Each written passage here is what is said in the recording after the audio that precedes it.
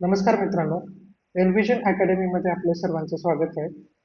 मित्रांनो, आजपासून म्हणजे 27 जुलै 2026 पासून आपण UPSC मेन्स आणि MPSC राज्यसेवा मेन्स 2026 तसंच 27 साठी जे विद्यार्थी प्रिपेअर करतात त्यांच्यासाठी एक डेली आन्सर रायटिंग प्रोग्राम सुरू केलेला आहे. या प्रोग्राममध्ये तुम्हाला दररोज सकाळी 10 वाजता एक प्रश्न दिला जाणार आहे. तो प्रश्न तुम्हाला टेलिग्राम आणि यूट्यूब या दोन्ही ठिकाणी पाहायला मिळेल.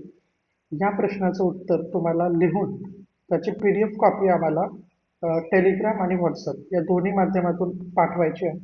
आणि या उत्तराचं इव्हॅल्युएशन आम्ही तुम्हाला 24 तासामध्ये म्हणजेच विदिन 1 डे इव्हॅल्युएट करून तुम्हाला परत देणार आहे.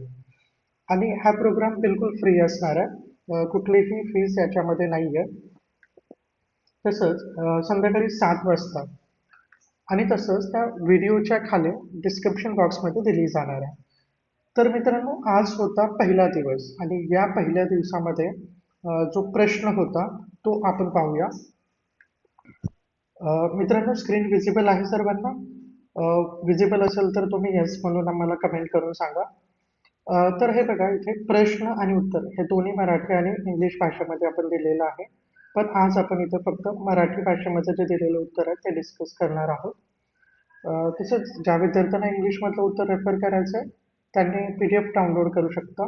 त्याची लिंक आम्ही डिस्क्रिप्शन बॉक्समध्ये देतोय आणि त्याचबरोबर टेलिग्रामवरती सुद्धा आम्ही ती PDF पुरवतोय. आणि त्याचबरोबर टेलिग्रामवरती सुद्धा ही तुम्हाला PDF मिळेल. जर तुम्ही चॅनल जॉईन केलेलं नसेल तर एनव्हिजन अकॅडमी या नावाने टेलिग्रामला चॅनल आहे, ते तुम्ही बघून घ्या आणि जॉईन करा. आणि तसेच एनव्हिजन अकॅडमीला जर यूट्यूबवर जॉईन केलेलं नसेल अजून तर तिथं पण तुम्ही सबस्क्राईब करून घ्या. तर आता आपण उत्तर पाहूया. उत्तराच्या सुरुवातीला मी किती तक्ता दिलेला आहे आणि याच्यामध्ये प्रभावी उत्तर कसं लिहायचं हे आम्ही तुम्हाला थोडक्यात सांगितलेलं आहे. कुठल्याही उत्तराचे 3 प्रमुख भाग असतात. एक आहे प्रस्तावना म्हणजेच इंट्रोडक्शन, नंतर मुख्य भाग आणि तिसरा आहे कन्क्लुजन म्हणजेच निष्कर्ष. तर आता या प्रश्नामध्ये आपण प्रस्तावना कशी लिहू शकतो हे बघा. एकतर सिंधू संस्कृती याचा कालखंड, त्याचबरोबर या संस्कृतीचा विस्तार कुठे होता, जे आपल्याला माहीत असेल की आजचा जो पाकिस्तान आहे आणि तसंच भारतामधला जो हरियाणाचा भाग आहे, गुजरातचा भाग आहे, किंवा काही प्रमाणामध्ये राजस्थानचा भाग आहे, अशा ठिकाणी ही सिंधू संस्कृती होती.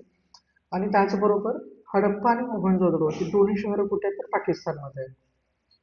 आणि या दोन्ही शहराचा शोध लागला होता 1924 मध्ये. हे जर फॅक्ट तुमच्या लक्षात असेल तर खूप छान छान असेल. नसेल तर काही हरकत नाही, तुम्ही इतर माहिती देऊ याचं तुम्ही इंट्रोडक्शन लिहू शकता. त्याचबरोबर तुम्हाला मॅपमध्ये या संस्कृतीचा विस्तार दाखवायचा असेल तर तेही तुम्हाला एक ऑप्शन आहे. आता बघा, आपण मेन आन्सरकडे वळूया. सिंधू संस्कृतीची शहरी नियोजन कौशल्य. ठीक आहे.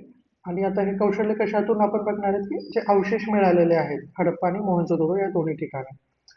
सिंधू संस्कृतीचं सर्वात मुख्य जे वैशिष्ट्य होतं ते होतं शहर नियोजन आणि त्याचबरोबर जे स्वच्छतेला त्यांनी जे प्राधान्य दिलेलं होतं ते जगामधल्या ज्या कंटेम्पररी सिव्हिलायझेशन्स होत्या त्यावेळच्या हे तिथे बघायला भेटत नाही, पण ते सिंधू संस्कृतीमध्ये दिसतं. सर्वात पहिला पॉइंट आहे नियोजित शहर रचना. सिंधू संस्कृतीमध्ये जी शहराची रचना होती ती अगदी नियोजित होती. शहर चौकोनी तुकड्यामध्ये विभागलेलं होतं. शहरामधील जे प्रत्येक रस्ते आहेत ते एकमेकांना समकोनामध्ये जुळत असतात किंवा छेद देत असतात. आताची जी आपण शहरं बघतोय की ती अनैसर्गिक वाढीने तयार झालेली आहेत. बऱ्यापैकी जे मेट्रो शहरं आहेत भारतामधली ती अनैसर्गिक पद्धतीने वाढलेली आहेत. त्याच्यामध्ये कुठलंही नियोजन किंवा प्लॅनिंग बघायला मिळत नाही. पण त्याच उलट हे सिंधू संस्कृतीमध्ये अर्बन प्लॅनिंग ही कॉन्सेप्ट त्यांना माहीत होती. हे आपल्याला यांच्या हडप्पा आणि मोहनजोदडो या दोन्ही शहरामधील अवशेषांना बघून कळतं. हा झाला पहिला पॉईंट. दुसरा पॉईंट आहे की शहरामध्ये किंवा जी शहराची रचना होती ती दोन मुख्य भागामध्ये होती. एक होता अप्पर टाउन, त्याला वरचा भाग म्हणतात. या भागामध्ये प्रशासकीय, धार्मिक आणि उच्चवर्गीय जे लोक आहेत त्यांच्यासाठी वापर होता आणि ते लोक तिथे राहायचे. आणि जो लोअर टाउन म्हणजेच खालचा भाग होता तिथे सामान्य लोकांचं रेसिडेन्शियल एरिया होता. हा झाला दुसरा पॉईंट. त्यानंतर जे स्टँडर्डाइज ब्रिक टेक्नॉलॉजी त्यांना माहीत होती, कारण त्या दोन्ही ठिकाणी आपल्याला बांधकामासाठी ज्या भाजलेल्या सम प्रमाणामध्ये विटा आहेत त्या बघायला भेटलेल्या आहेत. पुढचा पॉइंट आहे प्रगत निचरा व स्वच्छता योजना.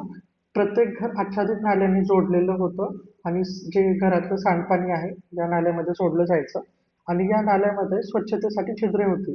जे आज आपण मॅनहोल्स बघतो सिटीमध्ये, तशाच प्रकारची ही अशी छिद्रे होती, ते क्लिनिंगसाठी कामाला यायचं.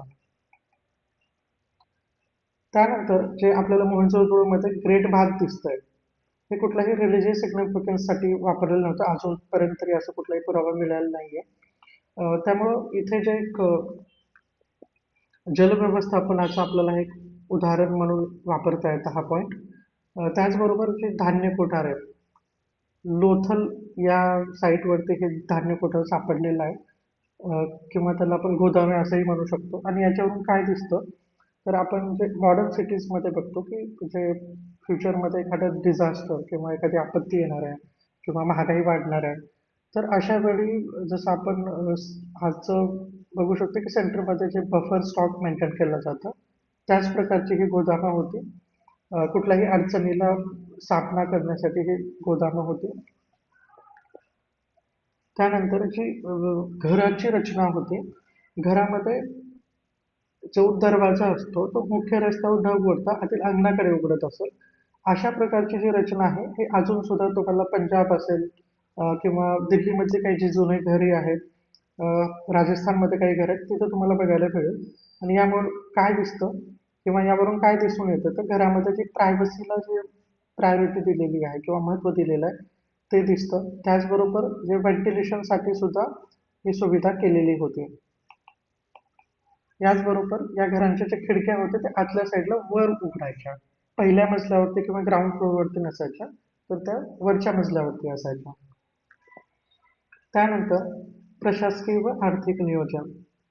तर त्यामध्ये वजन मापे, शिक्के आणि शहर रचना यामध्ये सिमिलॅरिटी होती, एकरूपता होती. त्यामुळं काय कळतं की केंद्रीय प्रशासन अस्तित्वात होतं. ठीक आहे. या समप्रमाणातले मेटीरियल शक्य आहेत किंवा वजन मापे, त्यामुळेच व्यापार शक्य होत होता.